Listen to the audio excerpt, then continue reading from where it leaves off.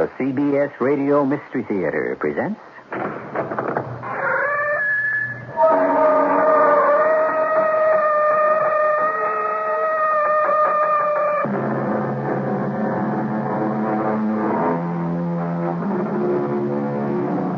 Come in. Welcome. I'm E.G. Marshall. 100 years ago, the ruling queen of England was Victoria. Now, more than a century later, her name is synonymous with the proper, the repressed, the prim, and to our technical age, the primitive. An old-fashioned era, we'd say today, where things didn't work too well. What worked exceedingly well, however, was English law enforcement. And what was new fashion then, and still is now, was the lady detective. Name, address, and occupation, please. John Hales. I live at Troyte Hill. I'm the butler to Dr. Craven. You knew old Sandy, the deceased? I did, Coroner, for many years. So you, as butler, had a long association with the murdered man, the caretaker? He was not the caretaker. He was the lodge keeper. And I can't say him being done away with is not a good thing. Mr. Hales, do I understand you to say murder is a good thing? In some cases, Coroner, I'd say yes.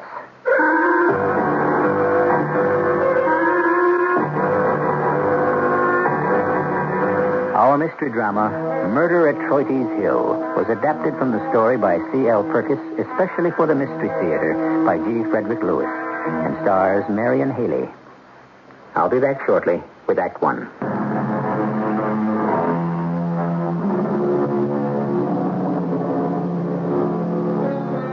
Did we use the word old-fashioned to describe the Victorian era? True, many of the conveniences we take for granted today hadn't even been invented a century ago. The phonograph, the bicycle, electric lights, the motor car, all to come. The telephone had only just been patented. Nevertheless, in Victorian times, if you sent a telegram in London, it would be delivered in 1 hour. If you mailed a letter before lunch, the recipient might be reading it before dinner. And as for crime detection, suppose we let Loveday Brooke, London's first policewoman, paint the scene for us. It was a beautiful spring day. Although Mom and Dad had brought me up in London, and I was born and bred a city girl, I longed for country life and enjoyed every moment I could going out by train just to see grass and trees. This trip, however, was not for pleasure. A murder had been committed, and I had been detailed to assist Inspector Griffiths of the local Cumberland police, who was driving me in a dog cart to the scene of the crime. Troyte Hill, ma'am. That's the name of the place. Is it far, Inspector? We're almost there, Miss Brooke. It is, miss, isn't it? You're not married, are you, ma'am? Oh, I don't imagine any man in his right mind would like to be married to a policewoman. Well, I don't know. My wife seems to enjoy being married to me, and I'm a policeman. So, marriage has no interest for you, Miss Brooke? You may call me Loveday, my given name. No, Inspector. My answer to your query would be, marriage is not for me at the moment. However, what does interest me is this case I've been assigned to. Yes, murder. Loveday, the victim was an old man with no money to speak of, and so far as we know, no relatives. He was the caretaker of that mansion you see there, looming up ahead of us. That is Troyte Hill. That is quite an estate. Who is the owner? Dr. Hector Craven, a widower. And the murdered man's name? Henderson, known hereabouts as Old Sandy. What else can you tell me? Only this. Apparently no motive. Whoa.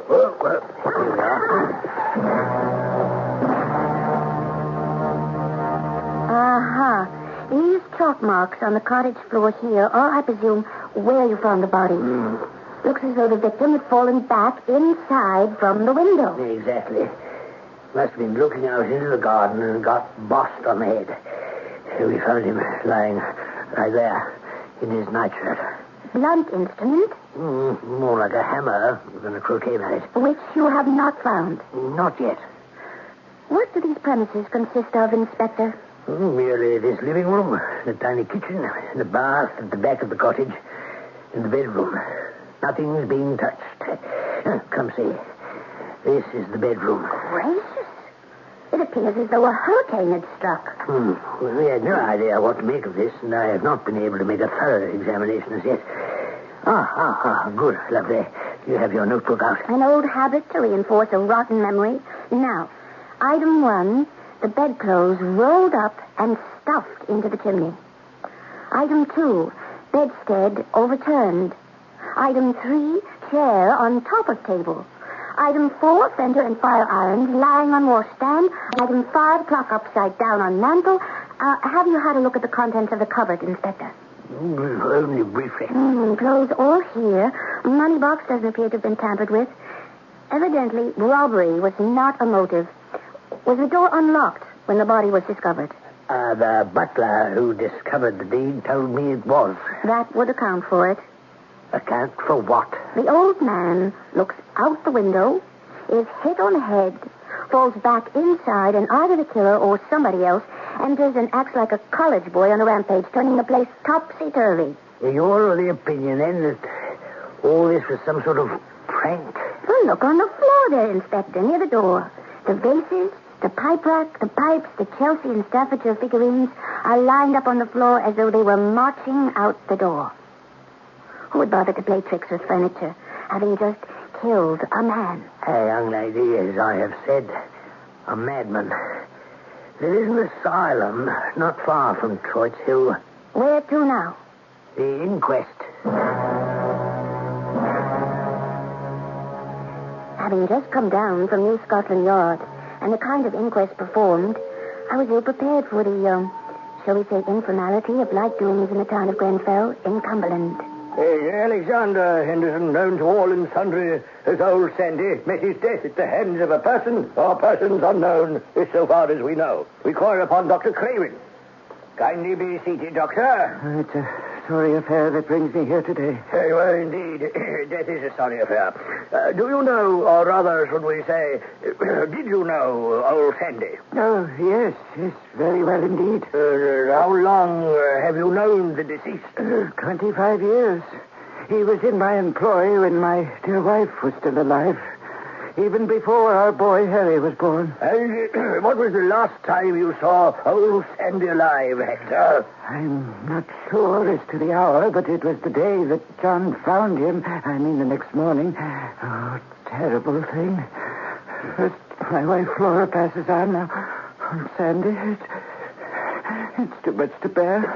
Hector, please. We don't believe justice will be served any more rapidly by subjecting you to any more questions at this time. Thank you. You may be excused, and you can leave the inquest. John Hales. John Hales, will you kindly approach us?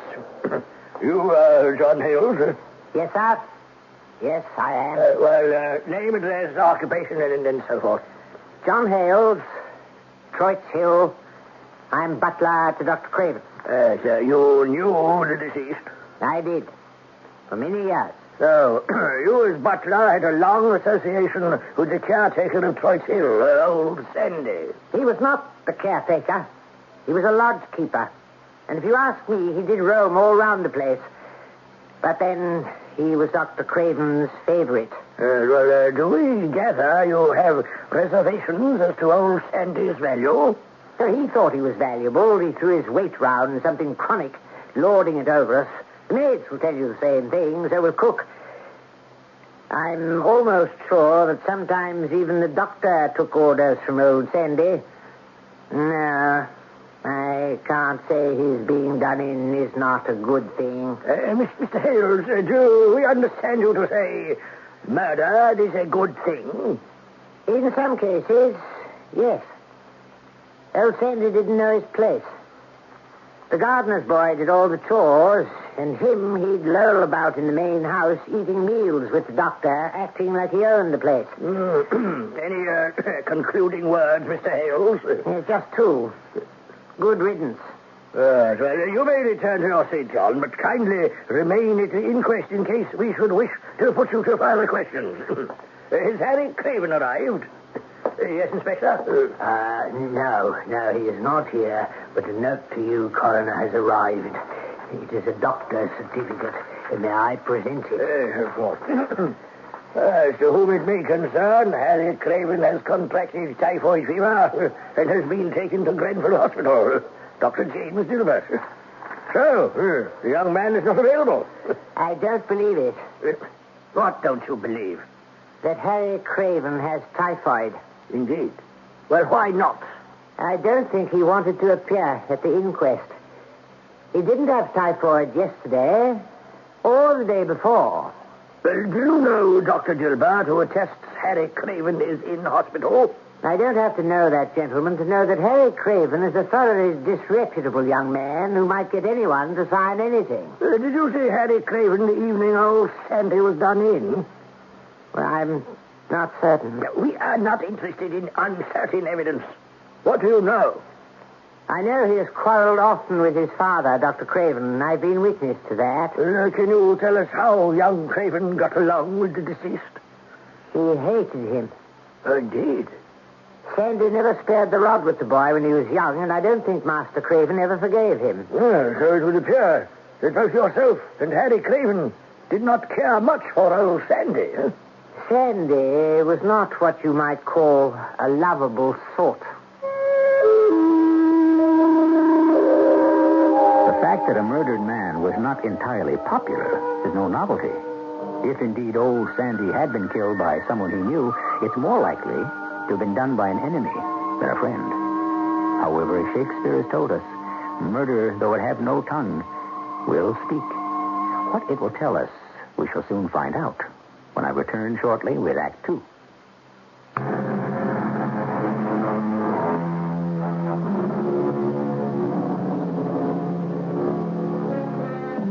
It was a new experience for Inspector Griffiths of the local Cumberland Constabulary to have an attractive female assisting him in the performance of his duty. A woman policeman was something of an experiment in Victorian times. But then, Loveday Brooke had come highly recommended by Scotland Yard as both stubborn and dedicated, which was quite a recommendation, since that is what people said about Queen Victoria herself. I might have expected such a verdict.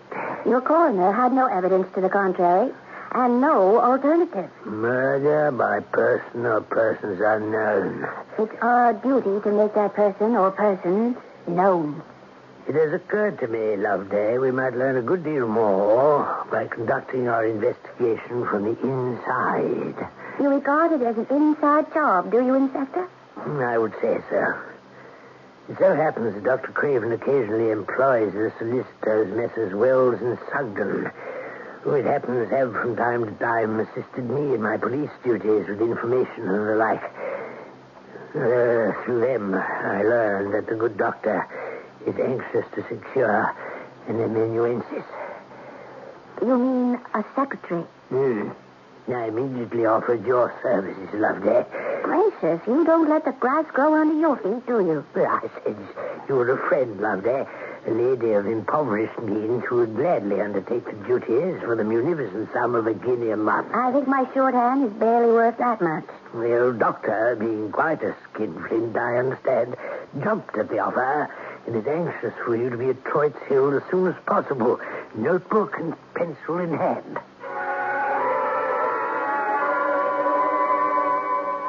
Miss Loveday Brooke, is it? Welcome to Troyte Hill. I'm John Hales, the butler. Let me show you to your room. Thank you, John. This is quite a large establishment. Oh, yes. Too large for the few we have in help. Is it difficult to get groundsmen and maids and so forth this far from London? Not difficult, but costly. And Dr. Craven, now that he's retired, has practically no income to speak of to support the place. There you are, Miss Brooke. I hope you'll be comfortable. The windows give out into the garden. Do have a look. It's really a beautiful place. What a pity it's been allowed to get so run down. What is that darling little cottage at the end of the garden? Oh, well, that was occupied by a man who was supposed to be looking after the grounds. Of course, he never did. That wasn't a man who was... Oh, don't tell me. How horrid. I'm not one to speak ill of the dead, miss, but old Sandy will not be missed. A sad commentary on a man's life. Yes, it is that. But I cannot feel that charitable. Let me say this, miss. Dr. Craven is the sort to have favorites. And this man, old Sandy, was one of his. Well, you seem to have borne it all. I had no choice. Do you suppose the old lodgekeeper had some hold over the doctor? I've often wondered about that myself. Of course, I was told he was economizing in order to send his good-for-nothing son through college. The doctor has a son. An only child. Harry. He's 22. The most ungrateful hell-rake one could imagine. I gather you don't care much for him either. Even old Sandy didn't care for him. May I tell you something in confidence, miss? By all means. Young Harry had it in for old Sandy since he was a boy, and Sandy whipped him with a riding crop. The day before he was done in, while I was serving dinner, there was a most terrible scene, and I heard Harry actually threaten the old man's life. Gracious. Did you inform the police? I had half a mind to do so at the inquest. But the coroner was so unpleasant, I thought to myself, well, that's their job. If they're that good at it, let them find out for themselves. That would be cook. I must go down to the kitchen and lend her a hand. Dinner in the dining hall at 7 sharp. Just you alone, miss. What about the doctor? He only comes down for breakfast. He's too busy with something he's writing. The pleasure of meeting my new employer was to be deferred till morning.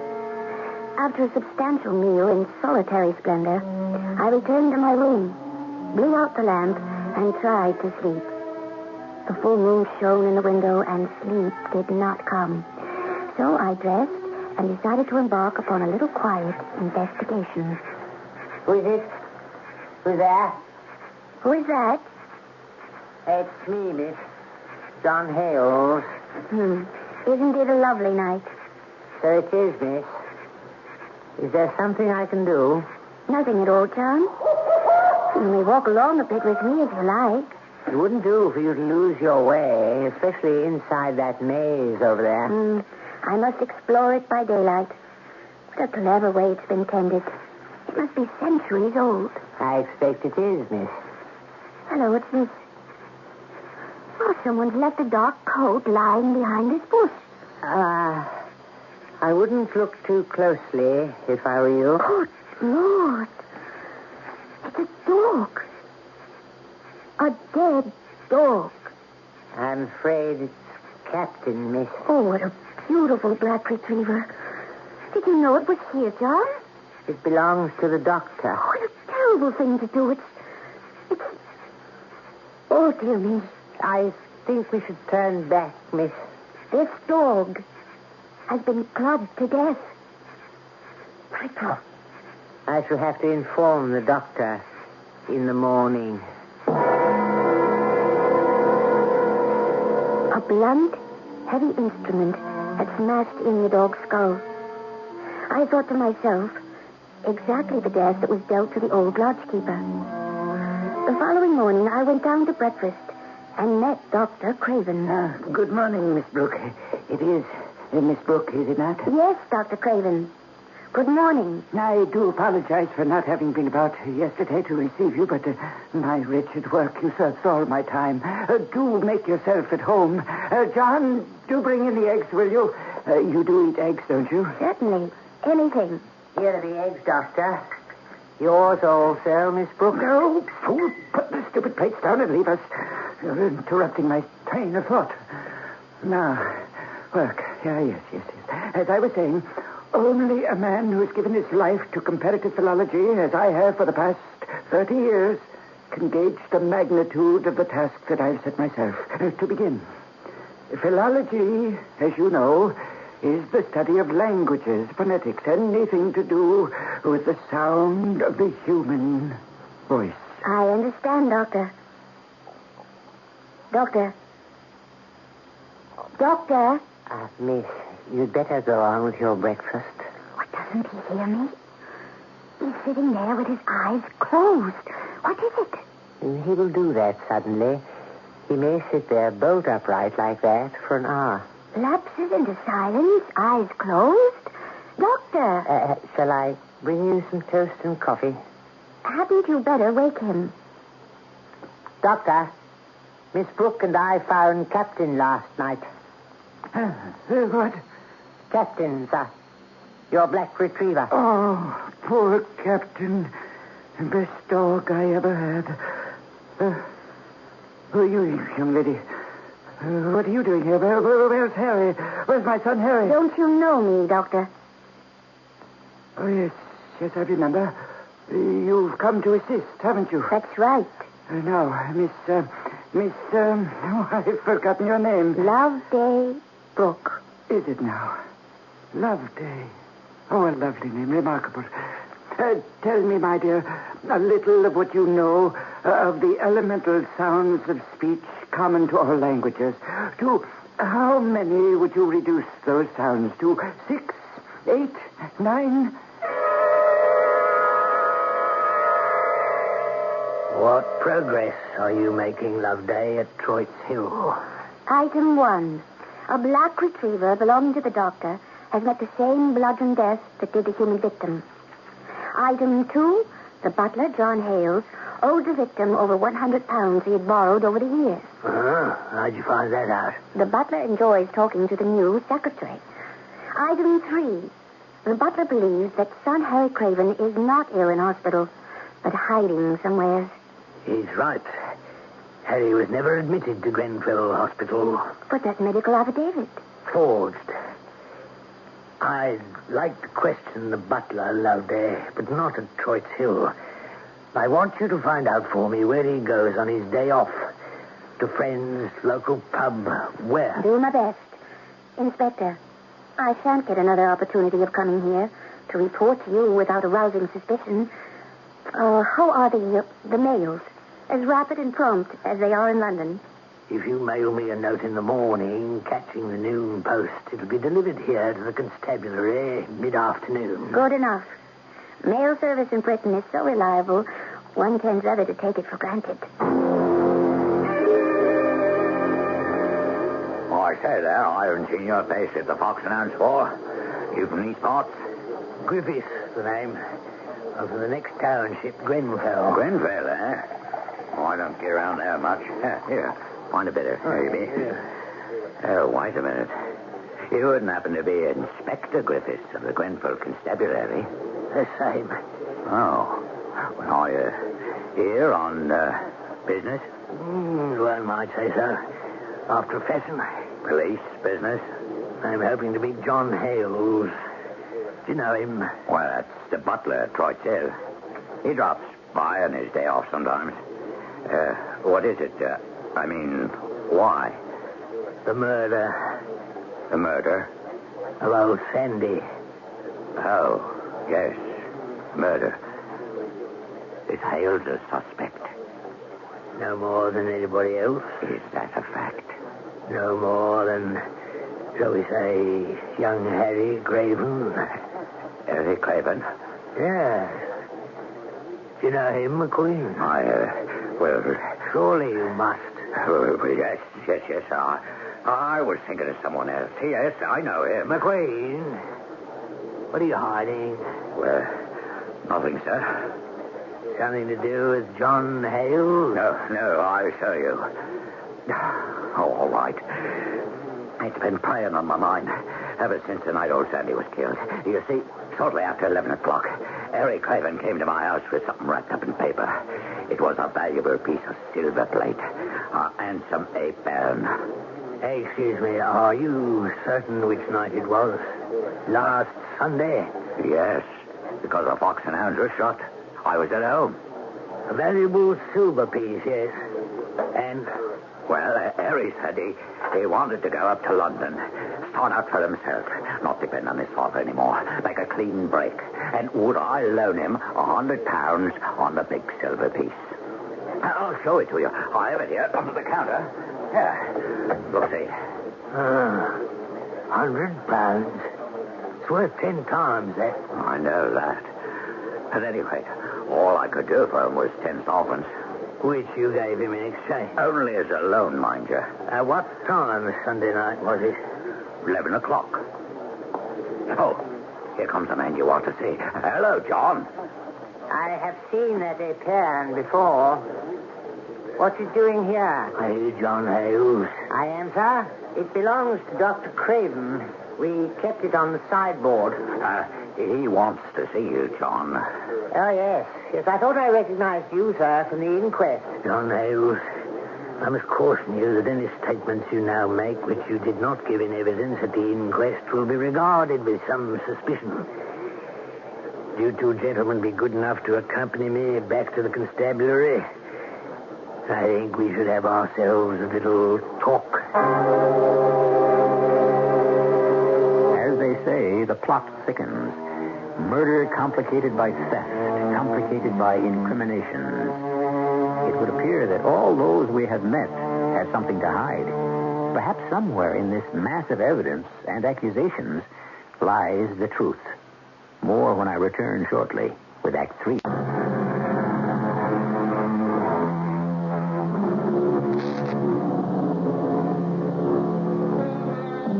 They call them Bobbies, the London police, in honor of the man who founded the organization back in 1829, Sir Robert Peel. Sir Robert once said, "Murder cannot be hidden, nor the murderer. To a criminal, the world is made of glass, and peace officers must persevere and look until they see." But it's not enough to know to look. You have to know where. This exasperated policewoman loved a brook.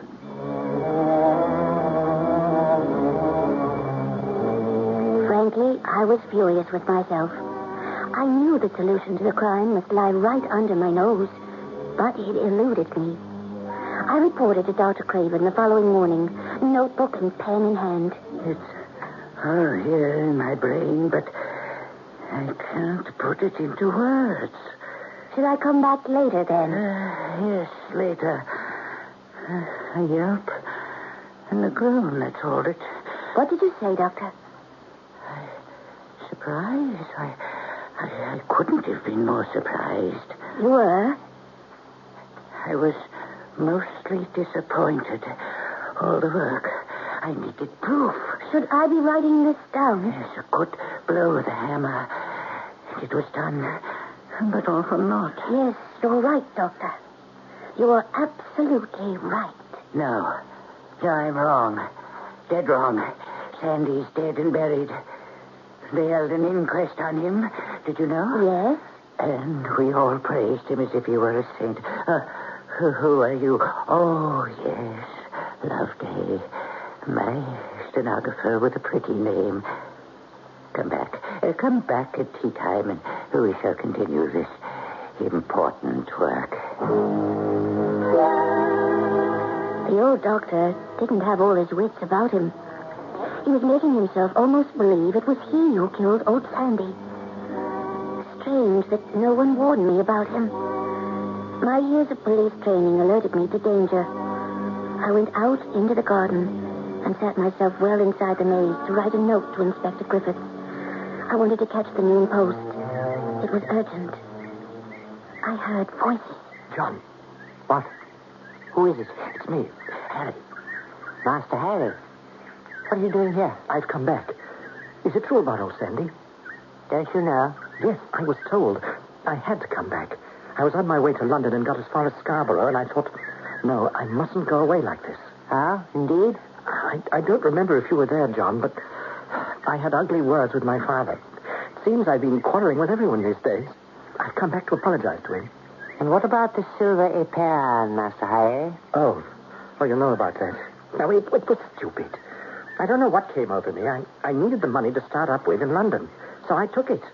I thought, what's the difference? I shall inherit it all anyway. Now is when I need it. No, it was stupid, short-sighted. I've got to explain to Father. Oh, they're after me for the murder of old Sandy, but I don't care. Let them take me in. I must see Father and obtain his forgiveness. Why do you say that, Father? Surely I've grown up since those days. You haven't changed in 22 years, and you never will. Father, please, try to calm down. It's not good for you. I came back here, didn't I? I've admitted I took the stupid piece of silver. It was foolish. It was thieving, dishonorable. No son of mine. Stop it, please, Father. I can't bear those platitudes.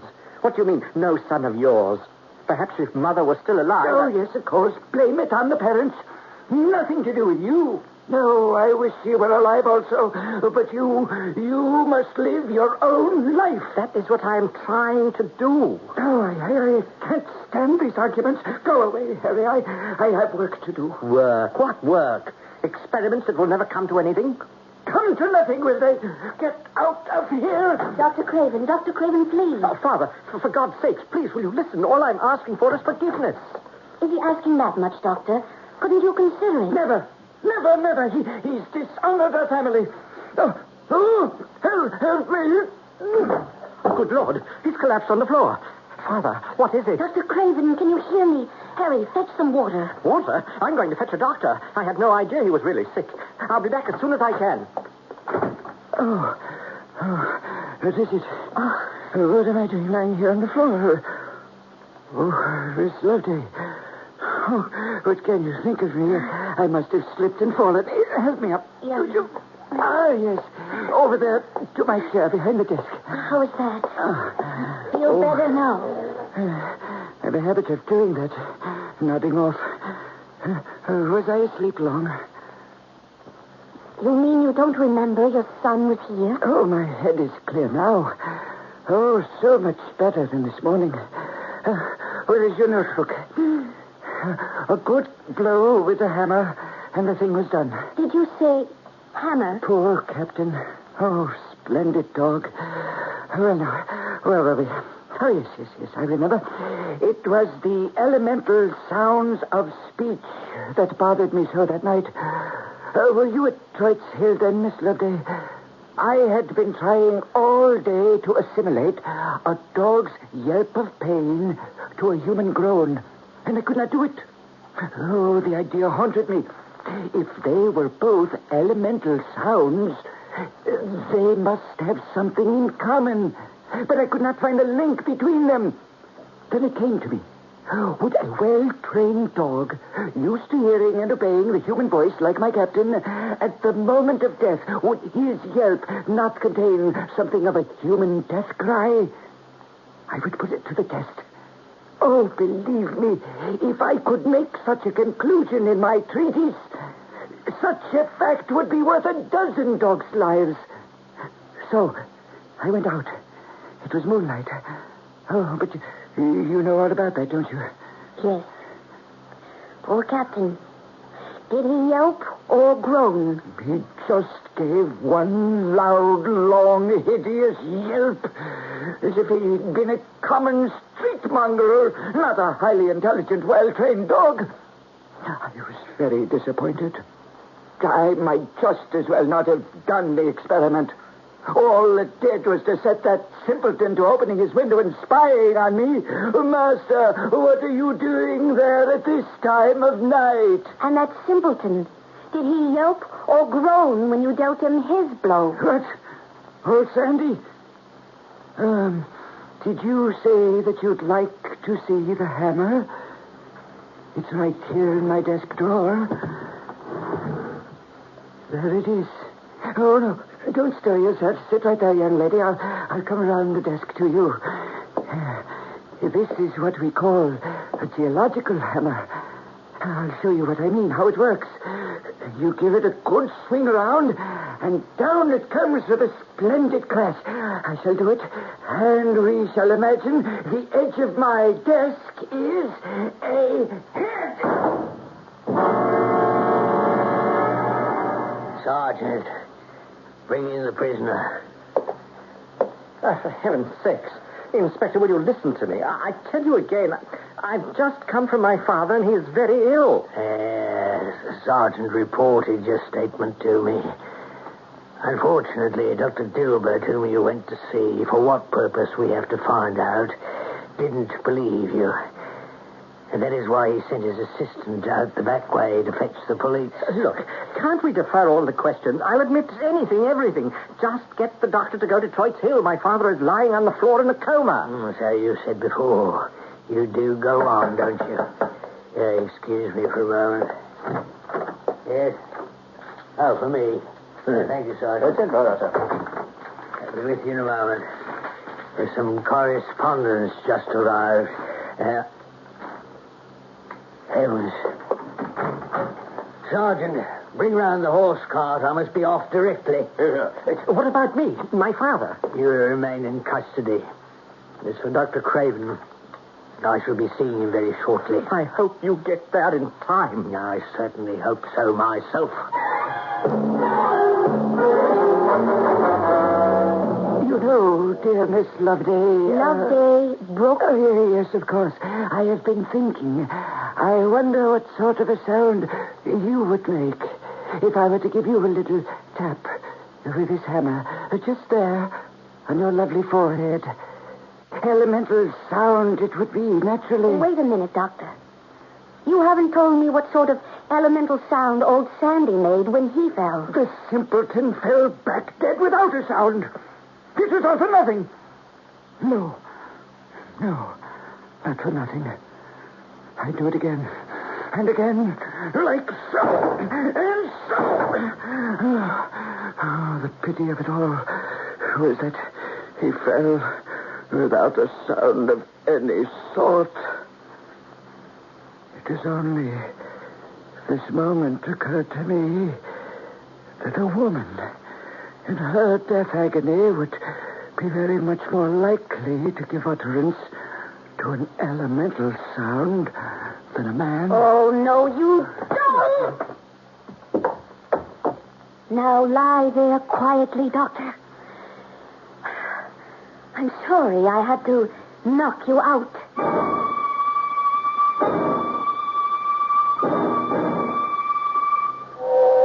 Made it to the station on time, Loveday. I think that's your London train coming in.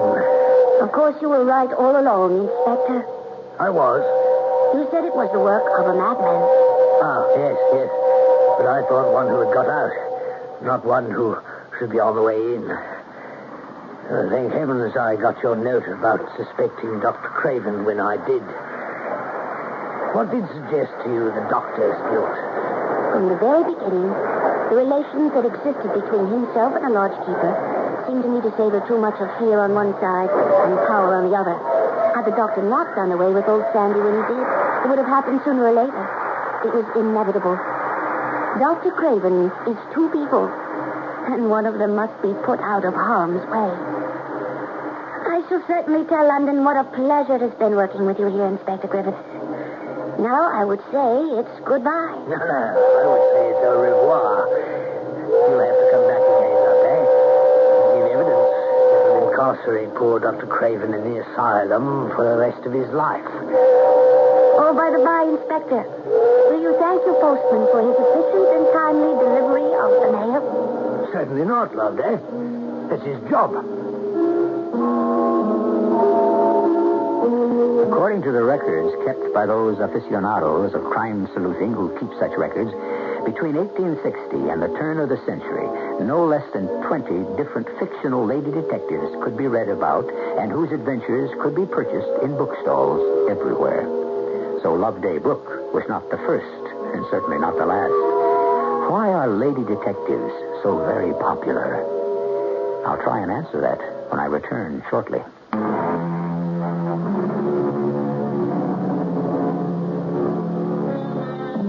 As I was saying, why has there always been such an interest in the ladies who fight crime? From Loveday Brooke to Modesty Blaze. Back to Sir Robert Peel and that famous Englishman for a portrait in words. The intuitions of women are better and readier than those of men. Her quick decisions without conscious reasons are frequently far superior to a man's most careful deductions. Our cast included Marion Haley, Robert Dryden, Earl Hammond, and Ray Owens. The entire production was under the direction of Himan Brown. And now, a a preview of our next tale. What's your name? Baldy. Baldy. Yeah, for obvious reasons. Well, now shall we begin? We already began. Now it's time for the end. The end? You've just been shot, Mr. Miller. I see. You invest in a good silencer, and it don't hardly make no sound at all. Listen. That's right here. You just lean back like that. Oh, it's all right, little girl. This here gentleman's just tired, so he's having a little nap, that's all. Here's 50 cents. Why don't you go and have a ride on the merry-go-round? Here's a ticket. This is E.G. Marshall inviting you to return to our Mystery Theater for another adventure in the macabre. Until next time, pleasant dreams.